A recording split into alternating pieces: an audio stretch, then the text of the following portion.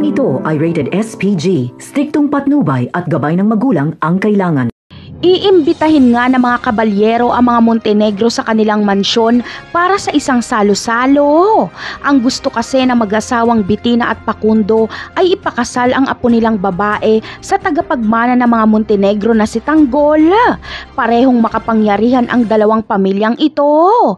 Si Don Facundo ang pinakabigating kasosyo ni Don Julio simula pa noon. Kaya naman, dito ay uutusan ni Senyora Bitina ang kanyang mga katulong na magluto ng masasarap na pagkain. Bagong katulong nila si Tinding at Noy. Magluluto si Tinding ng tinolang manok, ngunit kukutsain lang ito ni Senyora Bitina.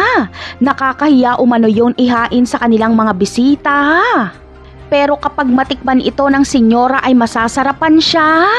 Kaya habang nasa lamesa na ang mga Montenegro kasama si David ay ipapalabas na ni Senyora Bitina ang tinolang luto ni Tinding.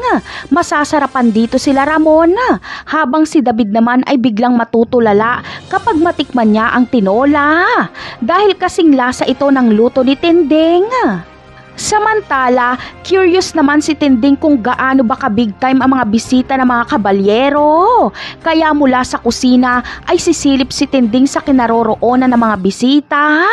At dito ay magugulat si Tinding dahil makikita niya si David at tila si David pa ang pinaka-importanting bisita. Mas ikakagulat ni Tinding dahil maririnig niya na tatawaging Tanggol si David. Dahil dito ay kahit maltratuhin sila Tinding ni Senyora Bitina ay hindi sila aalis. Dahil mag-iimbestiga si Tinding sa kung ano itong pinasok ni David. Kapag kumpleto na ang impormasyon ni Tinding at malaman niyang nagpapanggap na tanggol si David, ay hindi magdadalawang isip si Tinding na ibunyag si David. Talaga namang si Tinding lang pala ang makakabisto kay David. Napakarami pa nating dapat abangan sa mga susunod na episode. Paalam!